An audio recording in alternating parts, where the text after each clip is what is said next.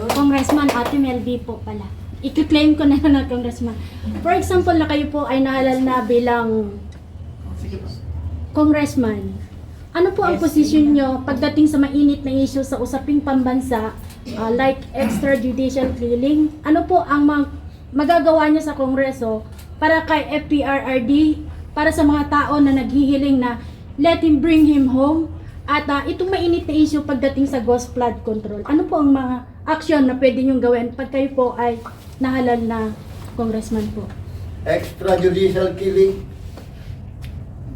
Hindi naman natin masasabi agad na extrajudicial killing. Correct. Kapag lumabag sa batas. Correct. Di po ba?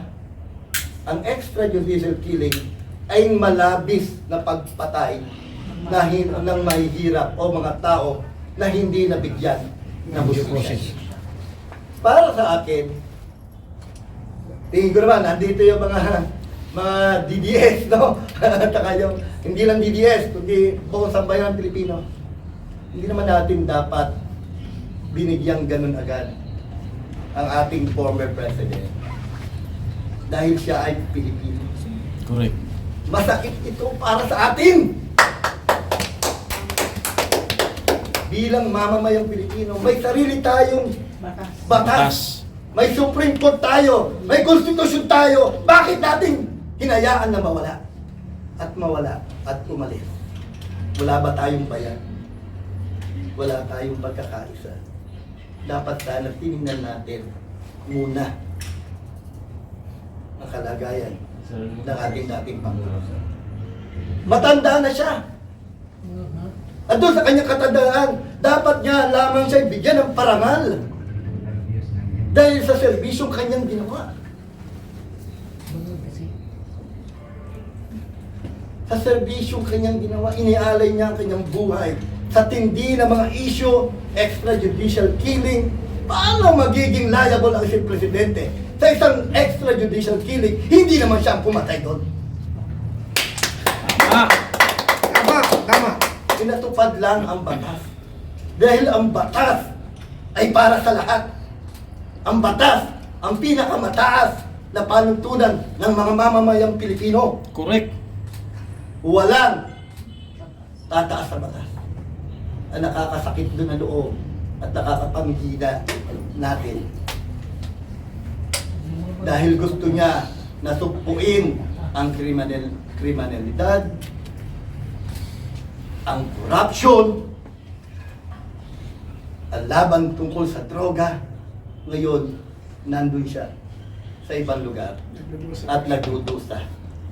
At tayo na rin mismo ang nagpataw ng walang hustisya at nagpataw.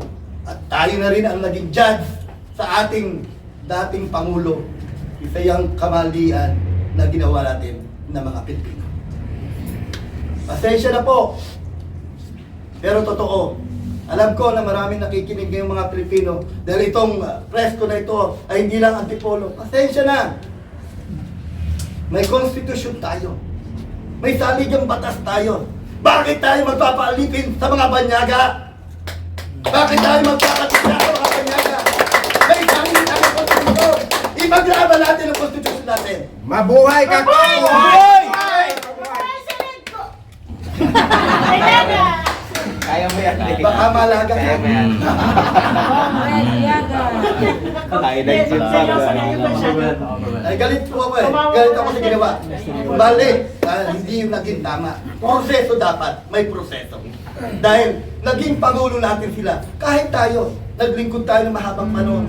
Bago ang kasasadlakan mo, dadaling ka sa ibang bansa para doon ka ikulong, doon ka litisin. Anong klaseng Pilipino? Anong klaseng Pilipinas meron tayo? Dapat panalo ka kung kasi kung kaya mong sabihin kung yung totoong pangyayari, pero yung nakaupo ngayon na mga buhaya na sa Kongreso, hindi nila kayang sabihin yun. Tama? Correct. Hindi nila kayang sabihin. Yun ang pinagtataka ko sa kanila. Kaya sana kung mananalo ka para lahat mga Pilipino, lahat na. Wala nang maiwan, lahat. Suportaran ka. Yan. Mabuhay si Ko! Mabuhay! Ikaw yung hinahanap ng mga taga-antipolo. Kung isang tanong Hindi pa. ilaga ha. Dalaga na. Liyaga. Yes, sir. Ayan eh. Gusto ko lang malaman yung reaction niyo po pagdating po dito sa ating Vice President na kung saan ay sinasabi ng mga kalaban niya na siya ay saralustay, nilulustay niya yung milyon na pera. Pero naglabas naman po ang COA na nagamit sa tamang paraan yung pera. Ano po ang reaction niyo pagdating po dito sa usapin na ito? May due process po ang batas. At hindi naman po ibig sabihin, puro na lamang tayo akusasyon. Kailangan ang batas ang manatili. Pero dahil nga minsan ang batas ginagawang butas. Bendalo. So minsan, mga kababayan ko, hindi lamang Antipoleños, kung buong Pilipino, manatili tayo na sumusunod sa batas. Alam natin ang batas. Dahil ba sa politika, kailangan lamang na tayo maging sunod-sunuran doon sa mga ibang nais lamang na sila ang mamahala. Hindi ganon. Hindi ganon. Kailangan may due process. Sir, ito na lang last po. Sa mga viewers po natin na nagsasabi po dito na some parents are working in Antipolo. Nasabi niyo po doon na pinapahalagan niyo yung edukasyon. Sa mga batang ito na hindi taga Antipolo, for example na may mga parents sila na nag-work sa Antipolo and pinapatransfer kumbaga yung anak nila sa Antipolo, are you going to aakapin mo ba ang mga batang ito? Opo. Whether butante o hindi butante yan sa Antipolo, dapat paglingkuran servisyo. Ayan. Yan, si Kong Red Liaga.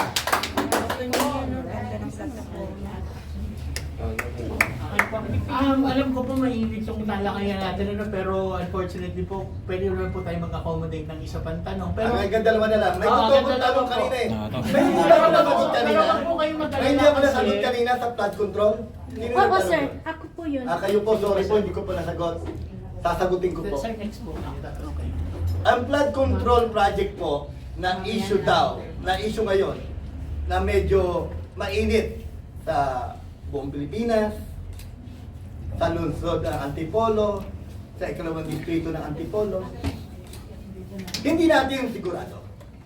Kaya sabi ko daw, kailangan po ito ay, tayo po ay mahalal sa Kongreso, dapat pong alamin natin ito. Malaman natin ang dahilan kung ito ba ay totoo o hindi. Pangalawa, ang concern natin dito ay bilang mga taxpayer. Dapat alamin natin na kung talagang nagkaroon ng ganitong proyekto o walang proyekto. Walang baha sa Antipolo. Correct. At ako ay nag-iisip, kahit ako rin ay nabigla, na merong ganyang balita na ako ay nadinig, na tayo ay nadinig, na meron daw flood control project sa Antipolo. Marami pong baradong mga drainage dito. Dahil hindi niya agad nalinis, dahil syempre pagdating ng kalamidad, ng baha, eh hindi po na i-advance agad na malinis. Pero ngayon ay sinisikap na yata dahan-dahan na lunasan, linisin yung mga estero, yung mga kanal. Kaya napakalaking, this is a wake-up call for us. Ano? Bakit natin sasayangin ang pondo ng bayan sa mga walang kakwentang-kwentang proyekto na hindi nakikita, napapakinabangan? Panahon na rin para bilang mga Pilipino, bilang Antipoleños, na tayo ay magbantay. Tayo ay taxpayer. Ang dapat ang pondo ng bayan, saan napupunta ang proyekto? Saan dinadala ang pondo? Anong gastos ang ginawa dyan? Dapat po yan bukas sa mga mata ng publiko sa mga kababayan natin. Yan po ang dapat. Hindi natin itatago yan. Walang dapat itago sa panunungkulan. Dahil kami po ay tapalarin bilang maging congressman ng 2nd District ng Antipolo. Wala ako dapat itago. I will offer myself as your representative, as your bosses sa Kongreso, sa ikalawang distrito ng Antipolo.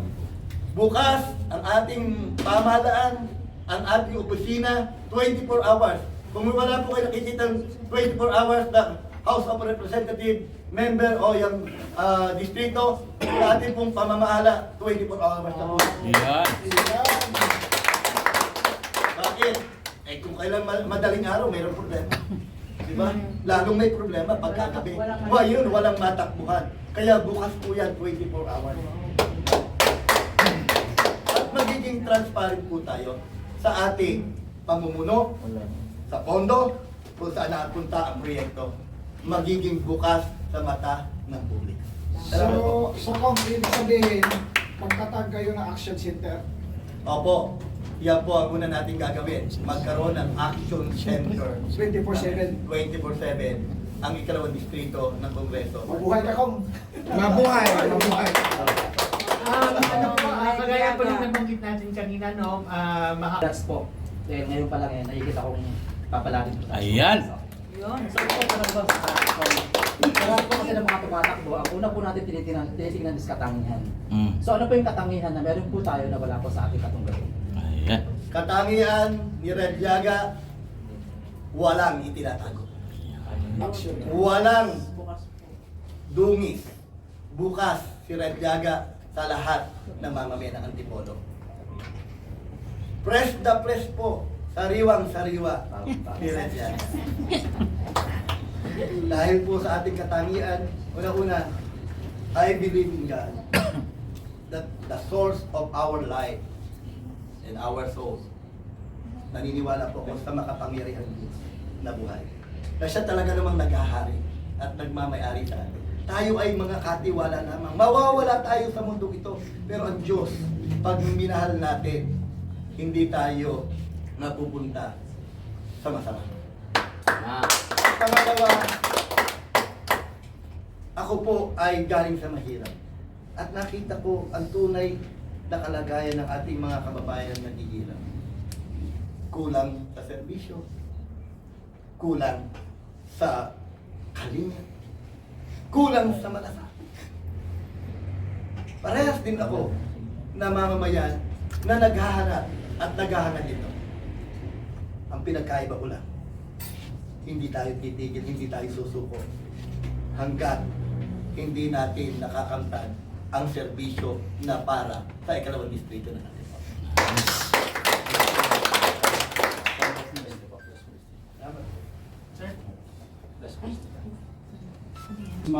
Red Llaga. Ang Antipolo po ay isa po sa maraming taga-suporta po ni Pangulong PRRD. Ano po ang inyong panawagan para po sa mga supporters ni PRRD dito sa Antipolo, lalong-lalo na sa second district ng Antipolo po? Sa ating mga kababayan sa lungsod ng Antipolo at sa mga supporter ng ating mahal na dating Pangulo Rodrigo Roa Duterte, hinihiling ko po ang inyong tulong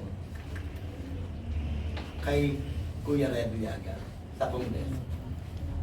Dahil kabahagi po si Kuya Red Llaga para isulong ang tunay na pagbabago sa lungsod ng Antipolo.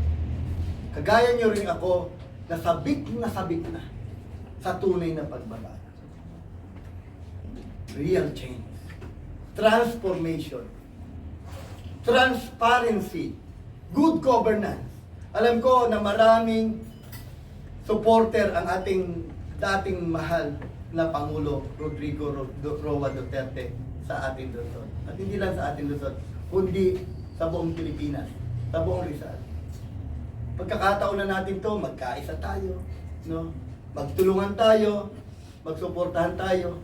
Tulungan niyo po ako na manalo dito sa laban sa Kongreso. Ayan.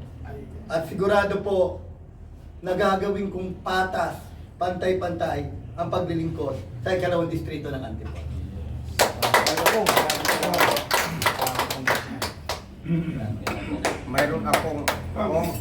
Mayroon akong additional. As I've said before, you are not alone. And we are with you. Your fight is our fight. We support you until the last day.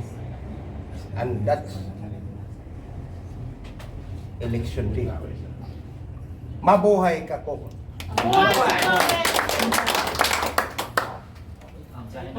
So, sige po. Sir, one last Sige. Ito, pinaka-pinali na to. Nung una tayo magkakilala, at saka nung ikay nag-file ng iyong COC, nakita ko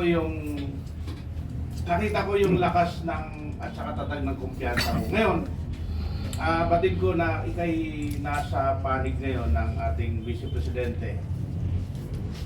Gaano na ho ka laki o kalawak o nasa puso mo ngayon yung tatag ng iyong kumpiyansa para sa lamang ito? Wala naman lahat ng tatag kung hindi ka maninigilan.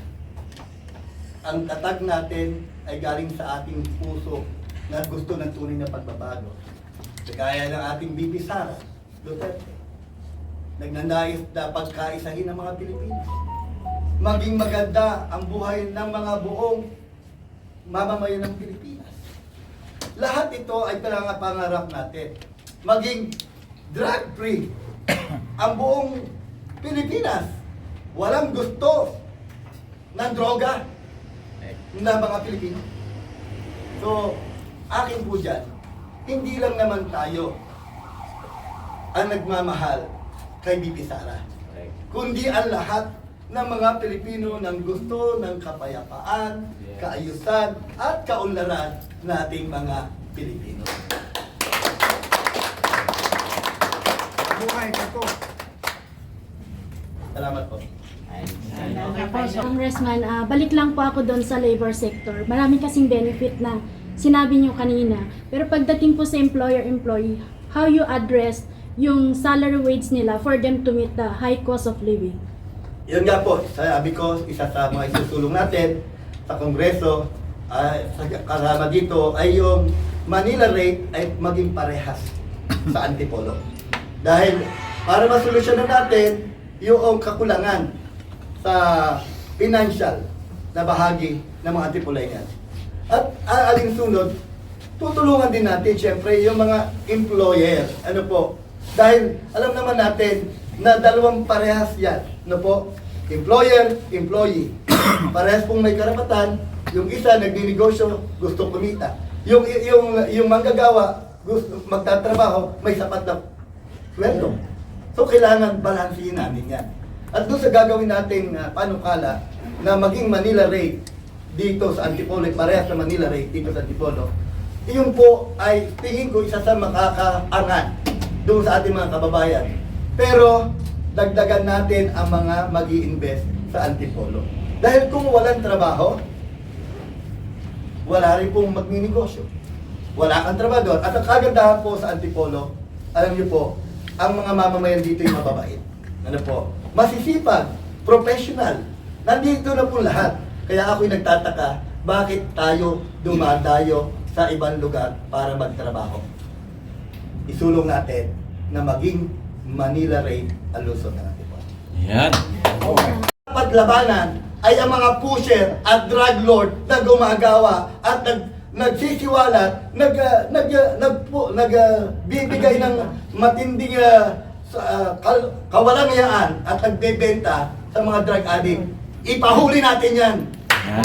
Dapat sila ay makulong. Dapat sila ay managot dahil siguro hindi nila naintindihan ang talagang dulot ng droga sa buhay ng tao. Yes, tatak Duterte.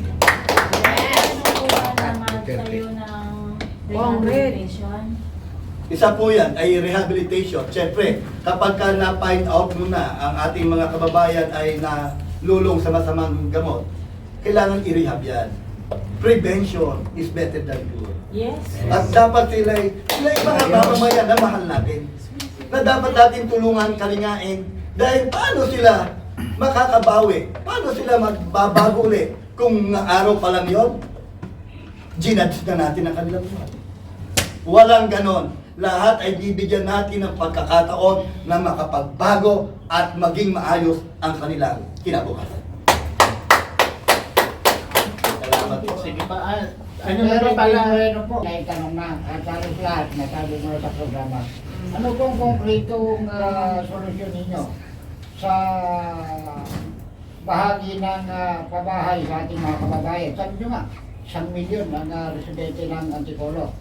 Dito sa 2nd District, palagi ko mas malaki. Pero po tayo programa ang gobyerno ng kababahay. Kayo po, kung kayo po ay mapalalin ng pagiging congressman ng 2nd District, anong po rin yung plano sa pabahayan natin? Salamat po sa tanong. Anong konkretong plano para sa pabahay? Dissenting pabahay, tunay na tirahan para sa mga Antipoleños. Ayan. Yan po ang dapat. Marami po ang proseso at maraming programa naman ang dapat dyan. Unang-una, may ahensya ng pamahalaan, NHA, na kapag ang iyong pinofesyonan o yung tinirikan ay hindi pagmamayari ng gobyerno at pagmamayari ng gobyerno, unang-una, yung hindi pagmamayari ng gobyerno. Alam po natin dito sa lungsod ng Antipolo na marami po informal settler. Bakit po nangyari yan? Dumami, dumayo, gusto magbaka sakali. Maganda ang lugar dahil flood free, no? At mapayapa, peaceful ang Antipolo. Kaya dumami. Kasama yan doon sa ating i-consider dapat. Dumami ang tao, saan yan napunta? Saan tumira yan? At kalimitan po dito ay nagbaka sakali na tumira po doon sa pagmamayari ng pribadong property. Ano po ang gagawin natin dyan? Makikipagtulungan po tayo sa ahensya ng pamahalaan at dito sa lungsod ng Antipolo, sa LGU ng Antipolo, na kailangan i-census ang mga informal settlers sa lungsod ng Antipolo. At kung yung mga lugar na yan ay nasa pribado, dapat makipag-negotiate ang pamahalaan para yan ay mapa sa kanila na. Forever, siyempre, walang mamamayan na gusto na siya ay naliligalig sa kanyang sariling tirahan. Na pagdating ng panahon, iisipin niya, tatagal pa kaya kami dito?